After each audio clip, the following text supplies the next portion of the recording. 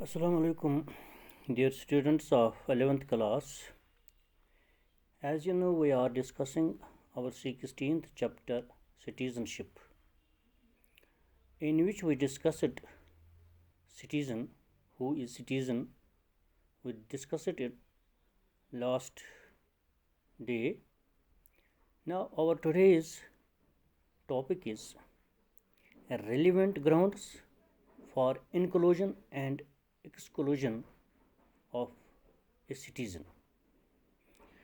यानी जो हमारा आज का टॉपिक है, यानी सिटीज़नशिप जो हम डिस्कस कर रहे हैं चैप्टर का, तो इसमें सिटीज़न यानी वो किस तरह मेंबरशिप ऑफ ए स्टेट या सिटीज़नशिप ऑफ ए स्टेट किस तरह हासिल करता है और किस तरह उसको सिटीज़नशिप ख़त्म होती है, यानी ऐसे क्या ग्राउंड्स हैं यानी उसको सिटीज़नशिप हासिल करने के लिए, यानी for acquisition of membership of a state and for exclusion of citizenship, यानी ये हमें डिस्कस करना है, यानी किस तरह सिटीज़नशिप हासिल होती है और किस तरह उसको उससे सिटीज़नशिप खारिज होती है, किन तरीक़ों से, ये हमें आज हम इस अपने टॉपिक में डिस्कस करना है. First of all we are going to discuss acquisition of membership of a state, यानी एक्विजिशन ऑफ मेंबरशिप हासिल करने के लिए एक स्टेट में जो ज़रूरी है, यानी एक कंट्री के में अगर वो सिटीज़नशिप हासिल कर रहा है तो वो किस तरह एक सिटीज़नशिप बन सकता है, उसके लिए क्या क्या ग्राउंड्स हैं. तो हम कुछ ग्राउंड्स इसमें बताएंगे.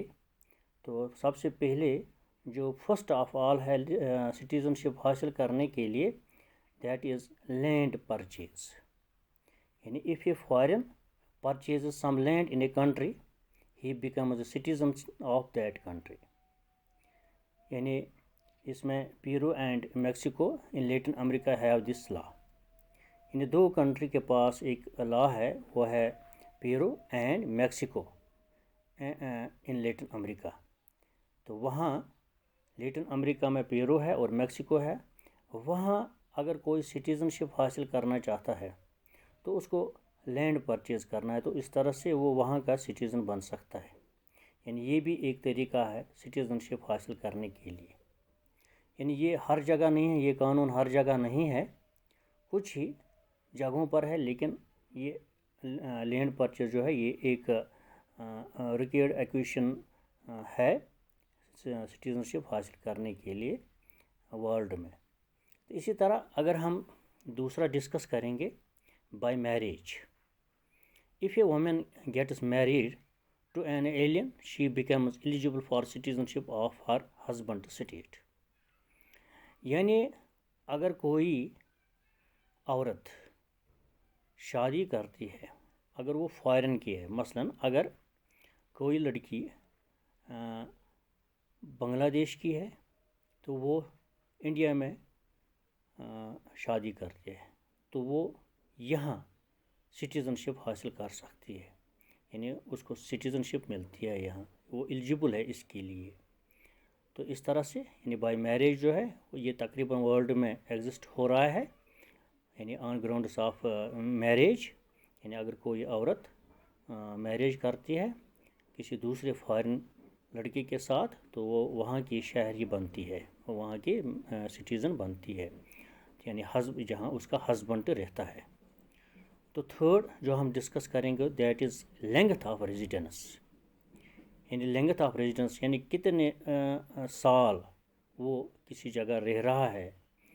यानी वो वहाँ अगर कोई शख्स किसी जगह रहता है, यानी उसकी मुद्दत को देखा जाता है, यानी कितने सालों तक ये यहाँ रिसाइड कर रहा है, तो वहाँ उसको मिलता है सिटीज़नशिप. यानी if A foreigner resides in another state for a fixed period and undertakes oath of allegiance to that state, he becomes eligible for citizenship of that state. In such a circumstance, the concerned person has to leave membership of his original country and declare oath of allegiance to the new state. In states like Sweden, this duration is of 3 years. In USA, Britain and Japan, this duration is of 5 years. In France, it is of 10 years. It differs from state to state. यानी किसी जगह रहना, अगर कोई foreigner किसी जगह रहता है, किसी दूसरे मुल्क में रहता है फॉर ए फिक्स्ड पीरियड, यानी कुछ मुद्दत के लिए, उसके मसलन 3 साल के लिए या 4 साल के लिए या 5 साल के लिए, तो वहाँ कानून के हिसाब से, उस मुल्क के कानून के हिसाब से वो वहाँ का शहरी बनता है। लेकिन उसको अपनी शहरियत, जो उसको अपनी शहरियत जहाँ से उसको पहली शहरियत है वो उसको ख़त्म करनी है, यानी उसको वहाँ से वो शहरियत जो है, यानी वो इसको क्या करना है, यानी ख़त्म करनी है वो शहरियत जहाँ वो रहता था पहले, तो अब दूसरी कंट्री में रहता है, तो इस तरह से वो उस स्टेट का मेंबर बनता है। तो यहाँ उसका ये रेजिडेंस जो है वो कितने साल हैं वो कंसिडर किया जाता है, यानी फिर वो एलिजिबल होता है सिटीज़नशिप हासिल करने के लिए उस कंट्री में। यानी ये मुख्तलिफ़ कंट्रीज़ में मुख्तलिफ़ मुद्दत है, लेंथ ऑफ रेजिडेंस है। तो अगर हम बात करेंगे मसलन स्वीडन की, तो वहाँ 3 साल अगर कोई फॉरेनर रहता है तो उसको वहाँ सिटीज़नशिप हासिल होती है। और अगर यूएसए या हम ब्रिटेन की बात करेंगे, जापान की बात करें, तो वहाँ 5 ईयर्स है इसके लिए। फ्रांस में अगर कोई इस मुद्दत 10 ईयर्स के तक रहता है, वहीं सुकूनत करता है, तो ये उसका मतलब है कि वो 10 ईयर्स के बाद वहाँ का सिटीज़नशिप बनता है। यानी ये डिफ़र कर रहा है हर एक स्टेट में, यानी हर एक कंट्री में डिफ़र कर रहा है उसकी मुद्दत। किसी जगह 3 ईयर्स है, किसी जगह 4 ईयर्स, किसी 5, 6, 7, 8, 10 ईयर्स।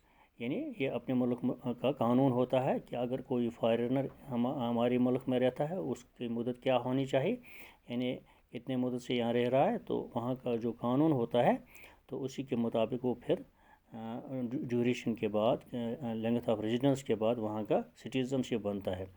लेकिन उसको वो ओथ देना है, उसको यानी ओथ लेना है कि किस करूँ, यानी एलिगेंस, यानी वो मैं यानी वफादार रहूँगा, यानी फेथफुल रहूँगा to the country, to the state. तो इस तरह से वहाँ का शहरी बन सकता है। तो ये हमारा एक तीसरा यानी रिक्वायर्ड ग्राउंड है फॉर सिटीज़नशिप। और चौथा जो हम बात कर रहे हैं वो है गवर्नमेंट सर्विस, यानी if A foreigner serves under the government of another country, he becomes eligible for citizenship of that country. In USA, foreigners working in the army get citizenship after some years. यानी अगर किसी जगह कोई foreigner under the government of another country, यानी government service करता है, तो वो वहाँ का सिटीज़नशिप हासिल करता है। यानी जैसे हम बात कर रहे हैं यूएसए में, यानी वहाँ अगर कोई फॉरेनर काम कर रहा है, अगर आर्मी में काम कर रहा है, तो वो कुछ ही सालों के बाद ही वहाँ का शहरी बनता है। या बाकी कोई काम करता है या वहाँ रहता है, तो वो भी वहाँ का शहरी बनता है। और हमारे पास एक और है सिटीज़नशिप हासिल करने के लिए, दैट इज़ एडॉप्शन। यानी एडॉप्शन जिसे हम कहते हैं, यानी कोई किसी चाइल्ड कोई एडॉप्ट करता है, यानी if a citizen adopts a foreign child, the later automatically requires the citizenship of that country. यानी अगर हिंदुस्तान का कोई शहरी किसी दूसरे मुल्क के शहरी को, किसी दूसरे मुल्क के चाइल्ड को, बच्चे को अडॉप्ट करता है, यानी अपना बच्चा बनाता है, अपना बेटा बनाता है, बेटी बनाता है, तो इसका मतलब है कि जहाँ का वो पेरेंट होगा जो उसको अडॉप्ट करता है, तो वो फिर वो बच्चा बाद में वहाँ का सिटीज़न बन जाता है। ये भी एक रिक्वायर्ड इक्वेशन है इसके लिए, मेंबरशिप ऑफ द स्टेट के लिए। तो एक और बात कर रहे हैं, यानी सिटीज़नशिप फॉर स्कॉलर्स। यानी स्कॉलर जो होते हैं, यानी जो पढ़ाई करने के लिए जाते हैं, यानी जो ख़ास किस्म की, यानी उनको स्कॉलरशिप हासिल करता है किसी दूसरे मुल्क में, तो वहाँ पढ़ाई करने की गरज से जाता है, यानी इससे हम कहते हैं eminent scholars. get the citizenship of another country within a short period of their residence in another country, but they have to resign the citizenship of their original country. यानी कोई स्कॉलर अगर किसी मुल्क में जाता है तो वो वहाँ का शहरी बनता है, लेकिन तब भी शहरी बन सकता है अगर वो अपनी ओरिजिनल सिटीज़नशिप यानी जहाँ का वो होगा वहाँ उसको रिज़ाइन करना पड़ता है अपनी सिटीज़नशिप का, तो फिर उसको वहाँ जहाँ वो ये स्कॉलर होता है तो वहाँ का वो रेजिडेंट बनता है। और एक उसमें है इलेजिटिमेट चिल्ड्रन, यानी इलेजिटिमेट चिल्ड्रन जो होते हैं, यानी अगर in case of illegitimate children if a foreign lady gives birth to a child due to sexual intimacy with male of another country, such a child would get the citizenship of his mother's country if he does not get the citizenship of his father's country. तो ये भी एक तरीका है citizenship हासिल करने के लिए। तो एक और है यानी कॉन्क्वेस्ट, यानी इसमें if a country captures a part of another country the people of that part lose their own citizenship and acquire the citizenship of the conqueror। यानी अगर जंग में कोई मुल्क किसी दूसरे मुल्क पर हमला करता है, फिर उस हिस्से का कोई पार्ट कन्क्योर करता है, हासिल करता है, तो अपने मुल्क के साथ मिलाता है, जो वहाँ उस पार्ट में जितने भी लोग होंगे तो वो उसी मुल्क के सिटीज़न बन जाते हैं जो उनको हासिल करते हैं, जो उनको कैप्चर करते हैं। तो ये भी एक इक्वेशन है मेंबरशिप हासिल करने के लिए। तो अब हम बात करेंगे यानी उस सिटीज़न के जो यानी जिसकी सिटीज़न ख़त्म होती है, यानी कुछ ऐसे ग्राउंड्स हैं, रिलेवेंट ग्राउंड्स हैं जिनसे एक सिटीज़न अपने मुल्क में वो उसकी सिटीज़न ख़त्म होती है। तो उसमें एक है मैरिज, यानी जैसे हम एक्विजिशन ऑफ मेंबरशिप हासिल करने के लिए, सिटीजनशिप हासिल करने के लिए हमने मैरिज की बात की, और यहाँ एक्सक्लूजन भी उसका होता है उस मुल्क में, यानी when a female gets married with an alien she loses the citizenship of her country. यानी अगर कोई लड़की किसी मुल्क में है तो वो किसी फॉरेनर के साथ शादी करते हैं, तो वो वहाँ उस मुल्क में शहरियत हासिल करते हैं, तो अपने मुल्क की शहरियत उसको ख़त्म होती है, यानी that is one way grounds for exclusion. तो सेकंड क्या है, रेजिग्नेशन, यानी रिज़ाइन करना। If a citizen applies for the membership of another country he can apply to the government for resignation from citizenship. यानी अगर कोई किसी एक मुल्क में मेंबरशिप हासिल करता है, दूसरे यानी अपने मुल्क के बगैर दूसरे मुल्क में हासिल करता है, यानी फिर वो रिज़ाइन करता है सिटीज़नशिप ख़त्म करने के लिए, वहाँ he can apply to the government for resignation from citizenship. यानी वो इस तरह भी यानी वो उसको एप्लीकेशन प्रोड्यूस करने हैं कि मेरी सिटीज़नशिप जो है वो यहाँ ख़त्म कर दीजिए, तो इस तरह भी उसकी सिटीज़नशिप जो है वो ख़त्म होती है। तो एक और है मसलन डबल सिटीज़नशिप, यानी if a citizen acquires citizenship of two states he can retain citizenship of only one state and has to resign from the other. In such cases parents decide over the citizenship of their children।